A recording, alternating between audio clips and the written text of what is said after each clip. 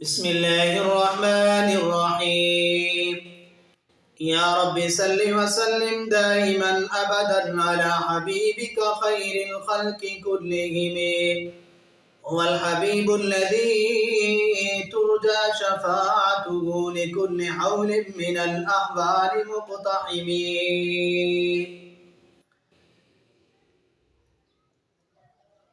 حاضرین و ناظرین، آج کا ہمارا درس، آج کا ہمارا سبق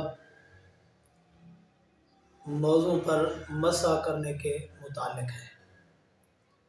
چونکہ سردیاں آ چکی ہیں اور سردیوں کے موسم میں موزے پہنے جاتے ہیں، اور موضوع پر مسح کس طرح حدیث سے ثابت ہے یا نہیں، اگر ثابت ہے تو اس کی کیا ترتیب ہے، اس کی کتنی مدت ہے۔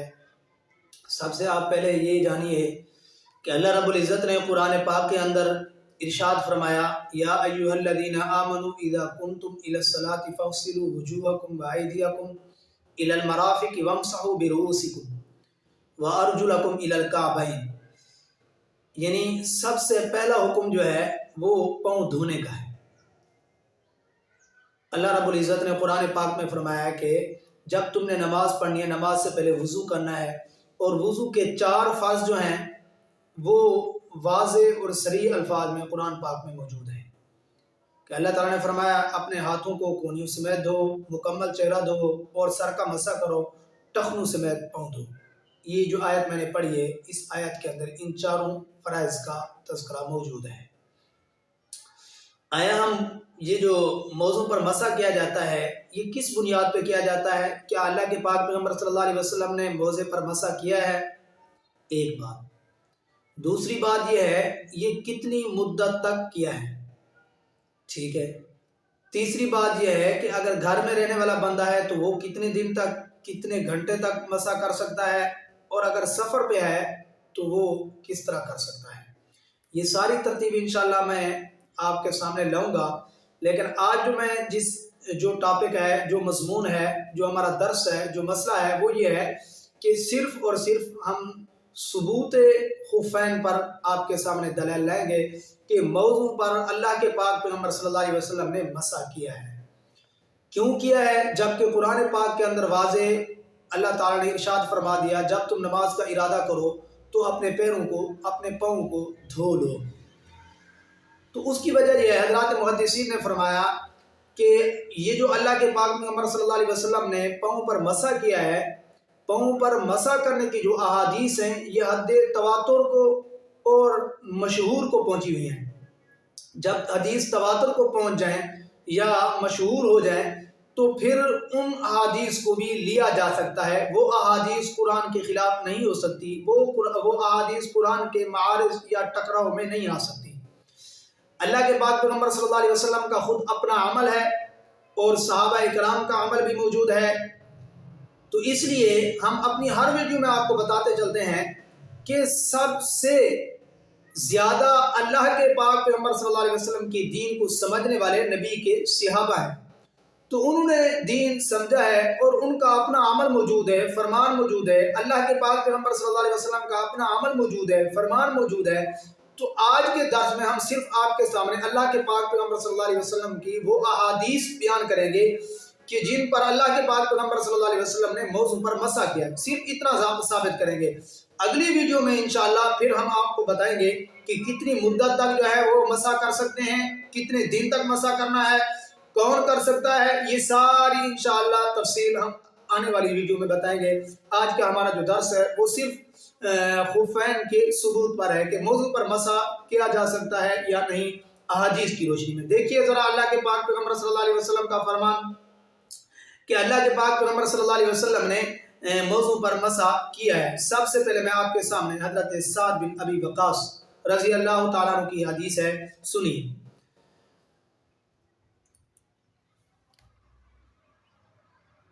حضرت عبداللہ بن عمر رضی اللہ تعالیٰ عنہ سے روایت ہے، عن سعد بن ابی وقاص عن النبی صلی اللہ علیہ وسلم انہ مسح علی الخفین۔ یہ بخاری شریف کے اندر روایت موجود ہے، باب المسح علی الخفین کے اندر۔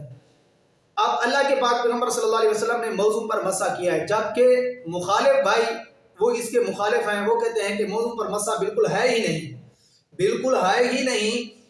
جیسا کہ آپ حضرات کو پتہ ہے کہ کون اس کا انکار کرتے ہیں، کچھ ایسے لوگ ہیں جو اس موضوع کے اوپر مسح کرنے کا بالکل اعتراض کرتے ہیں، انکار کرتے ہیں۔ وہ اس قرآن کو لاتے ہیں کہ بھی قرآن ہے، قرآن کے اندر جب موضوع پر مسح دھونے کا ذکر آ گیا ہے، غسل کا ذکر آ گیا ہے، لہذا اس کے مقابلے میں ہم حدیث کو نہیں لیں گے۔ ہم انہیں جواب دیتے ہیں یہ احادیث جب تواتر کو پہنچے، مشہور حدیث ہو جائیں، جس پر اللہ کے پاک پیغمبر صلی اللہ علیہ وسلم کا اپنا عمل موجود ہو، صحابہ کا عمل موجود ہو، تو اس صورت میں وہ تواتر احادیث بھی لی جا سکتی ہیں، اور وہ احادیث قرآن کے مخالف اور معارض نہیں ہیں۔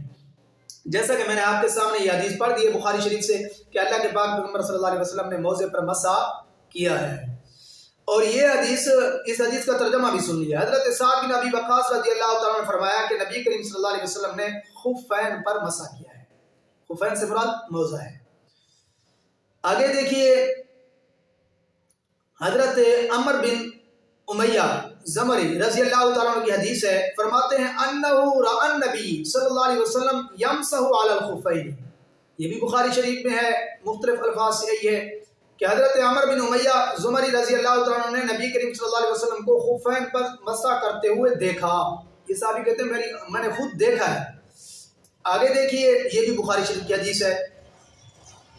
آگے دیکھیے اللہ کے پاک پیغمبر صلی اللہ علیہ وسلم کا فرمان، حضرت حذیفہ رضی اللہ عنہ کی حدیث ہے۔ حضرت حذیفہ رضی اللہ عنہ نے فرمایا کنت مع النبی صلی اللہ علیہ وسلم فانتهى الى سباطة قوم فبال قائما فتحنيت قال اذنه فدنوت حتى قمت عند عقيقي فتوضأ فمسح على خفيه۔ یہ حدیث مسلم شریف کی ہے، باب المسح علی الخفین۔ ترجمہ دیکھیے، میں نبی کریم صلی اللہ علیہ وسلم کے ساتھ تھا۔ کون فرماتے ہیں؟ حضرت حذیفہ رضی اللہ تعالیٰ عنہ۔ تو آپ ایک قوم کی کوڑی کے پاس آئے جہاں آپ نے کھڑے ہو کر پیشاب کیا، یعنی کھڑے ہو کر پیشاب کرنا کسی عذر کی وجہ سے تھا، مثلا بیٹھنے کی مناسب جگہ نہ تھی، اس طرح کی کوئی وجہ بھی ہو سکتی ہے۔ تو میں دور ہٹ گیا، تو پھر فراغت کے بعد آپ صلی اللہ علیہ وسلم نے فرمایا آپ قریب آئیے۔ میں آپ صلی اللہ علیہ وسلم کے قریب آیا، یہاں تک کہ آپ صلی اللہ علیہ وسلم کی ایڑیوں کے پاس کھڑا ہو گیا، تو آپ نے وضو کیا اور اپنے خفین پر مسح کیا۔ ٹھیک ہے، آگے دیکھیے حدیث۔ حضرت ابو عبداللہ جدلی سے روایت ہے کہ حضرت خزیمہ بن ثابت رضی اللہ تعالیٰ نے فرمایا عن النبی صلی اللہ علیہ وسلم انہ سئل عن المسح علی الخفین فقال للمسافر ثلاثة وللمقیم یوم۔ ترمذی شریف کی حدیث ہے، نبی کریم صلی اللہ علیہ وسلم سے خفین پر مسح کے متعلق سوال کیا گیا تو آپ صلی اللہ علیہ وسلم نے فرمایا مسافر کے لیے 3 دن اور مقیم کے لیے 1 دن تک مسح کرنا جائز ہے۔ اب اس کے اندر یہ بھی آ گیا کہ مسافر کتنے دن مسح کرے گا؟ 3 دن مسح کرے گا، اور مقیم 1 دن 1 رات۔ تو آج ہم نے آپ کے سامنے اس چیز کو واضح کر دیا کہ اللہ کے پاک پیغمبر صلی اللہ علیہ وسلم نے اپنے جو ہے عمل سے بتایا ہے کہ موضوع پر مسح جائز ہے۔ ٹھیک ہے، آپ اگر موضوع پر مسح کرنا چاہتے ہیں تو آپ موضوع پر مسح کر سکتے ہیں۔ ٹھیک ہے، اور یہ ہم نے آپ کو واضح کر دیا بخاری شریف سے، حالانکہ جس کے بارے میں یہ لوگ کہتے ہیں اصح الکتب بعد کتاب اللہ، ہم بھی مانتے ہیں کہ اللہ رب العزت نے قرآن کے بعد سب سے افضل درجہ جو ہے بخاری شریف کو دیا ہے، اور اس کے علاوہ بھی احادیث کی جو کتابیں ہیں وہ ہمارے ہاں حجت ہیں، ہم ان کو مانتے ہیں۔ تو احناف چونکہ اللہ کے پاک پیغمبر صلی اللہ علیہ وسلم کے فرمان کو مانتے ہیں، تو ہم جو موضوع پر مسح کرتے ہیں یہ فقہ کا مسئلہ نہیں ہے، یہ حدیث کا مسئلہ ہے۔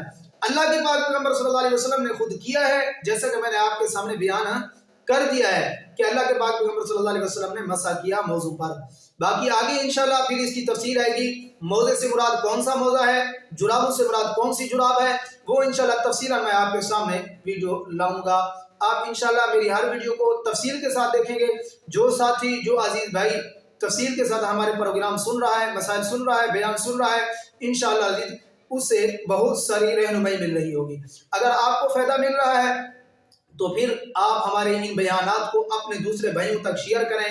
کیوں؟ اللہ کے پاک پیغمبر صلی اللہ علیہ وسلم کا فرمان ہے کل معروف صدقہ، ہر اچھی بات صدقہ ہے۔ تو جب آپ نے اچھی بات سن لی اپنی وضو کے اندر اور نماز کے اندر، اسی طرح کے جو ہے جدید مسائل کے اندر آپ کو رہنمائی مل رہی ہے، تو آپ دوسرے بھائی تک پہنچائیں گے، انشاءاللہ وہ بھی اپنے مسائل میں مطمئن ہو جائیں گے۔ جزاک اللہ، اللہ حافظ۔